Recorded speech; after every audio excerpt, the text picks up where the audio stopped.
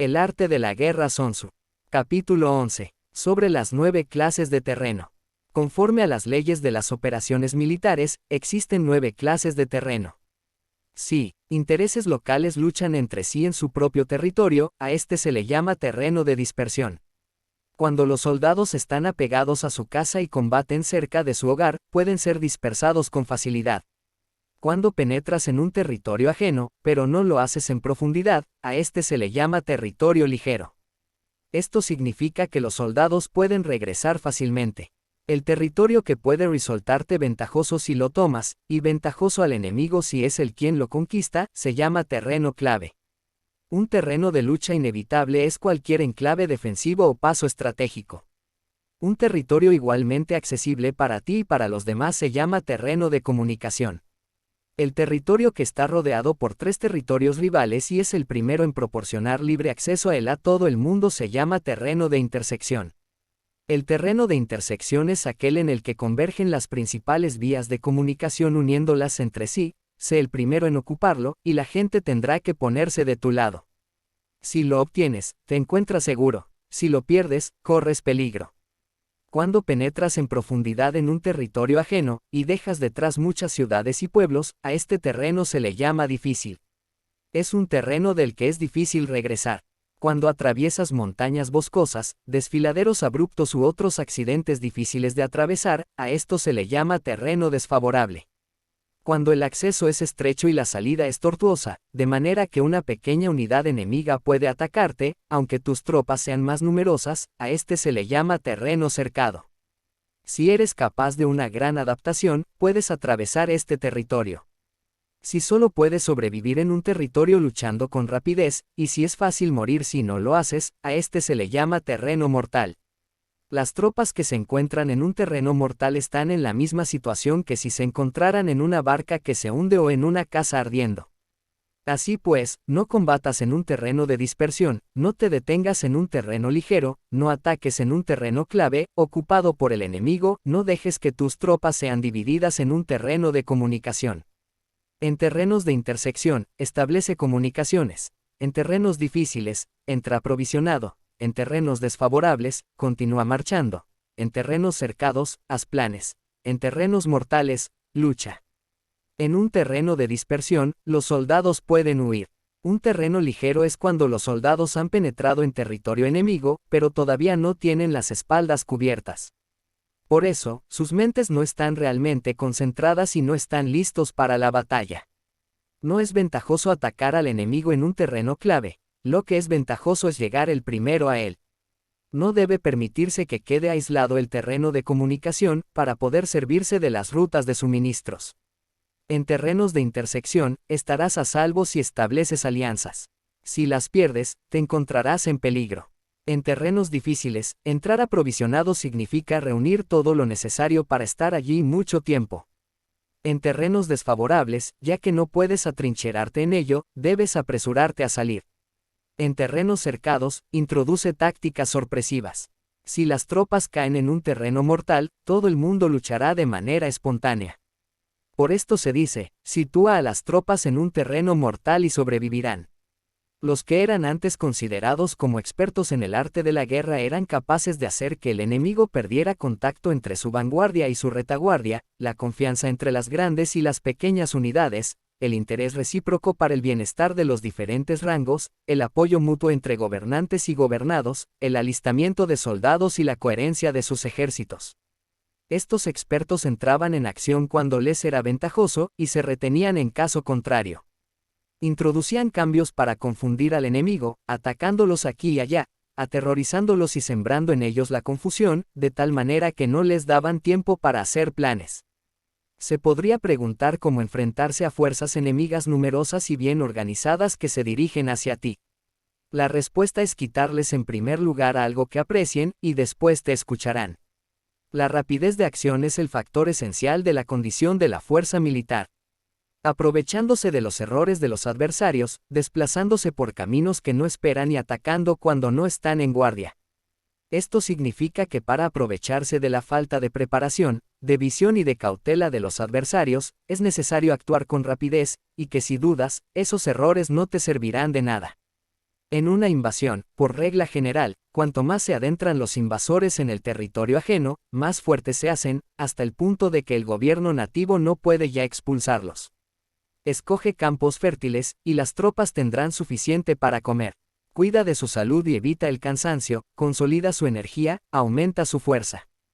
Que los movimientos de tus tropas y la preparación de tus planes sean insondables. Consolida la energía más entusiasta de tus tropas, ahorra las fuerzas sobrantes, mantén en secreto tus formaciones y tus planes, permaneciendo insondable para los enemigos, y espera a que se produzca un punto vulnerable para avanzar. Sitúa a tus tropas en un punto que no tenga salida, de manera que tengan que morir antes de poder escapar. Porque, ante la posibilidad de la muerte, que no estarán dispuestas a hacer. Los guerreros dan entonces lo mejor de sus fuerzas. Cuando se hallan ante un grave peligro, pierden el miedo. Cuando no hay ningún sitio a donde ir, permanecen firmes. Cuando están totalmente implicados en un terreno, se aferran a él. Si no tienen otra opción, lucharán hasta el final. Por esta razón, los soldados están vigilantes sin tener que ser estimulados, se alistan sin tener que ser llamados a filas, son amistosos sin necesidad de promesas, y se puede confiar en ellos sin necesidad de órdenes. Esto significa que cuando los combatientes se encuentran en peligro de muerte, sea cual sea su rango, todos tienen el mismo objetivo, y, por lo tanto, están alertas sin necesidad de ser estimulados, tienen buena voluntad de manera espontánea y sin necesidad de recibir órdenes, y puede confiarse de manera natural en ellos sin promesas ni necesidad de jerarquía. Prohíbe los augurios para evitar las dudas, y los soldados nunca te abandonarán. Si tus soldados no tienen riquezas, no es porque las desdeñen. Si no tienen más longevidad, no es porque no quieran vivir más tiempo.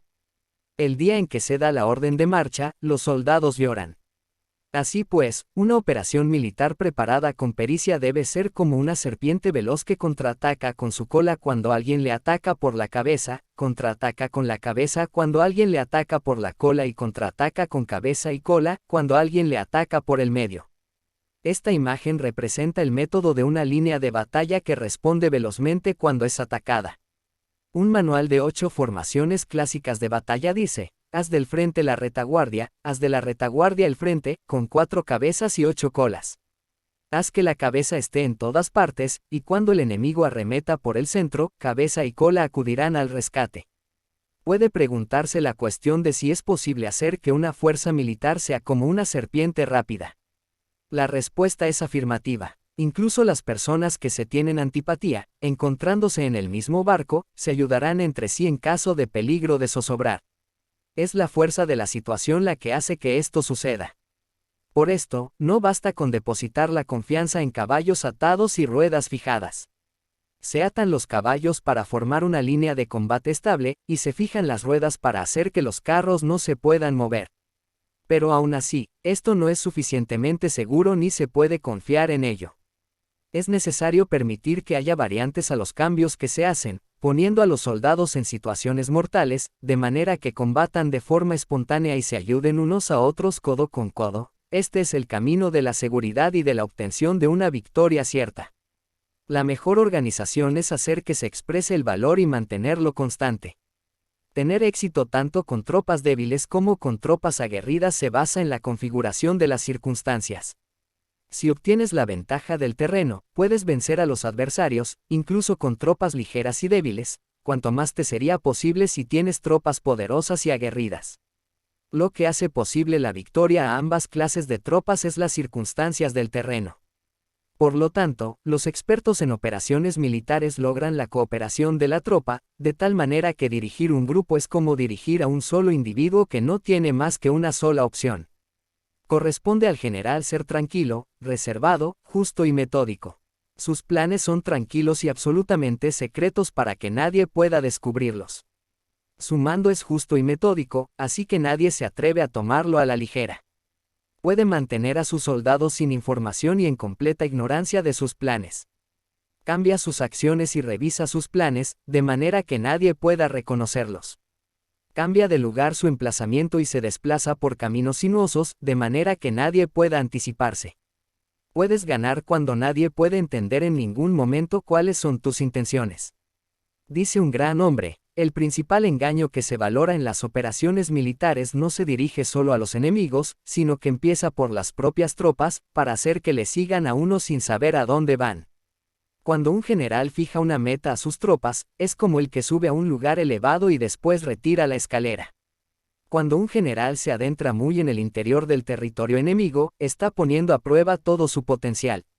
Ha hecho quemar las naves a sus tropas y destruir sus casas. Así las conduce como un rebaño y todos ignoran hacia dónde se encaminan. Incumbe a los generales reunir a los ejércitos y ponerlos en situaciones peligrosas. También han de examinar las adaptaciones a los diferentes terrenos, las ventajas de concentrarse o dispersarse, y las pautas de los sentimientos y situaciones humanas. Cuando se habla de ventajas y de desventajas de la concentración y de la dispersión, quiere decir que las pautas de los comportamientos humanos cambian según los diferentes tipos de terreno. En general, la pauta general de los invasores es unirse cuando están en el corazón del territorio enemigo, pero tienden a dispersarse cuando están en las franjas fronterizas. Cuando dejas tu territorio y atraviesas la frontera en una operación militar, te hallas en un terreno aislado. Cuando es accesible desde todos los puntos, es un terreno de comunicación. Cuando te adentras en profundidad, estás en un terreno difícil. Cuando penetras poco, estás en un terreno ligero. Cuando a tus espaldas se jalan espesuras infranqueables y delante pasajes estrechos, estás en un terreno cercado. Cuando no haya ningún sitio a donde ir, se trata de un terreno mortal. Así pues, en un terreno de dispersión, yo unificaría las mentes de los soldados. En un terreno ligero, las mantendría en contacto. En un terreno clave, les haría apresurarse para tomarlo. En un terreno de intersección, prestaría atención a la defensa. En un terreno de comunicación, establecería sólidas alianzas. En un terreno difícil, aseguraría suministros continuados. En un terreno desfavorable, urgiría a mis tropas a salir rápidamente de él. En un terreno cercado, cerraría las entradas. En un terreno mortal, indicaría a mis tropas que no existe ninguna posibilidad de sobrevivir. Por esto, la psicología de los soldados consiste en resistir cuando se ven rodeados, luchar cuando no se puede evitar y obedecer en casos extremos. Hasta que los soldados no se ven rodeados, no tienen la determinación de resistir al enemigo hasta alcanzar la victoria.